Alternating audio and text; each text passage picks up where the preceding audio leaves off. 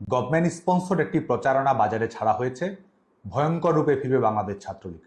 প্রথম কথা, ছাত্রলীগের ফেরার কিছু নেই, ছাত্রলীগ লড়াইয়ের মধ্যেই আছে। দ্বিতীয় কথা, ফেরার কথা যদি বলি, ভয়ঙ্কর রূপে নয়, ভরসা হয়ে ফিরবে বাংলাদেশ ছাত্রলীগ। পেছনের দিকে যদি তাকাই, কোটা সংস্কারের দাবিতে বাংলাদেশ ছাত্রলীগ নিজস্ব কৌশলে এগিয়েছে, সরকারের কাছে আহ্বান এবং রাজপথে সক্রিয় ভূমিকা পালন করার চেষ্টা করেছে। শুধুমাত্র মিছিল, মিটিং কিংবা সমাবেশ নয়, বাংলাদেশ ছাত্রলীগ বরং কয়েক ধাপ এগিয়ে কোটা সংস্কারের দাবিতে পলিসি অ্যাডভোকেসি করেছে, শিক্ষার্থীদের মতামত সংগ্রহ করার জন্য ডোর টু ডোর ক্যাম্পেইন পরিচালনা করেছে। 11 জুলাই হাইকোর্টের রায়ের মাধ্যমে শিক্ষার্থীদের প্রাথমিক বিজয় সুনিশ্চিত হয় এবং 2018 সালে সরকার ঘোষিত প্রজ্ঞাপন পুনরায় প্রতিষ্ঠিত হয়। বাস্তবতা হলো 11 জুলাই থেকেই বাংলাদেশে কোনো কোটা কার্যকর ছিল না। কুচক্রীরা যদি তাদের প্রতারণা এবং হত্যা সন্ত্রাসে সফল না হতো, তাহলে হয়তো একটি অনাকাঙ্ক্ষিত ঘটনা না ঘটেই বাংলাদেশে এই আন্দোলনের একটি ইতিবাচক পরিণতি সম্ভব হতো।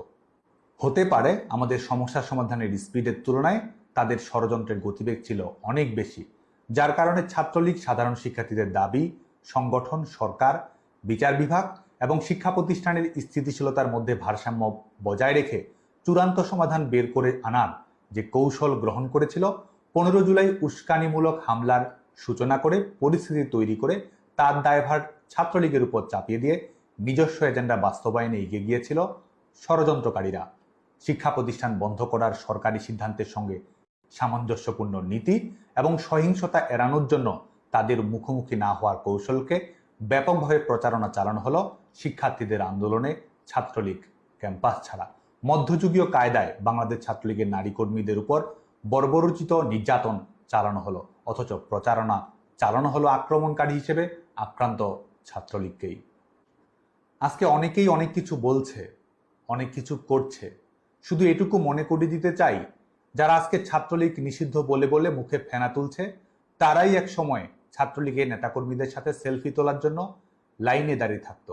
উড়ে এসে জুড়ে বসে যারা আজকে ক্ষমতার দাপট দেখাচ্ছে, ছাত্রলীগের কর্মী সমর্থকদের ক্লাস পরীক্ষায় অংশগ্রহণ করতে দিচ্ছে না, তারাই বিগত সময়ে নির্বিঘ্নে একাডেমিক জীবন সমাপ্ত করেছে, ক্যাম্পাসে অ্যাক্টিভিজম করেছে। নিজের স্বীকারোক্তিতেই যারা আগে 4000 টাকায় মাস চলতো, তারাই আজকে 4 কোটি টাকার গাড়ি হাঁকাচ্ছে। আমি দৃঢ়তার সাথে বলতে চাই, ছাত্রলীগই ইতিহাসের প্রাণ ভোমরা। ন্যায়ের শক্তিতেই আমরা শক্তিশালী। দখলদার ফ্যাসিস্ট অপশক্তি আমাদের তথাকথিত নিষিদ্ধ করতে পারে, কিন্তু স্কুল কলেজের ছোট ছোট ছেলেমেয়েরা সবাই একসাথে যে গায়ে জাতীয় সঙ্গীত, তা আমাদেরই রক্তের ফসল। জুলুম করে আমাদের শিক্ষার অধিকার থেকে বঞ্চিত করতে পারে, হাজার হাজার নেতাকর্মীকে কারাগারে প্রেরণ করতে পারে, জীবন কেড়ে নিতে পারে, কিন্তু বাংলাদেশের প্রতিটি ক্যাম্পাসের প্রতিবাদী তরুণের কপালে বাঁধা লাল সবুজের পতাকার ডিজাইনার বাংলাদেশ ছাত্রলীগ। মুক্তিযুদ্ধের মধ্য দিয়ে অর্জিত হওয়া বাংলার তারুণ্যের নায়ক ছাত্রলীগ। মায়ের ভাষায় কথা বলার অধিকারের জন্য শহীদ হওয়া সন্তানের নাম বাংলাদেশ ছাত্রলীগ। যুগে যুগে স্বৈর শাসকের বিরুদ্ধে প্রতিবাদ করে গণতন্ত্রের দাবিতে জনতার ক্ষমতা জনতার কাছে ফিরিয়ে দেওয়ার লড়াইয়ের নাম বাংলাদেশ ছাত্রলীগ।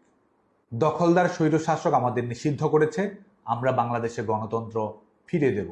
আমাদের সার্টিফিকেট বাতিল করেছে, অবৈধ সরকারের কাছে আমরা সার্টিফিকেট ফেরত চাই না।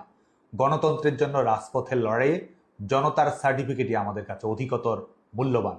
আমাদের উপর দমন পীড়ন জুলুম চালিয়েছে, আমরা ন্যায় বিচার নিশ্চিত করব। শিক্ষার্থীরা আমাদের বন্ধু, পক্ষ, প্রতিপক্ষ নয়।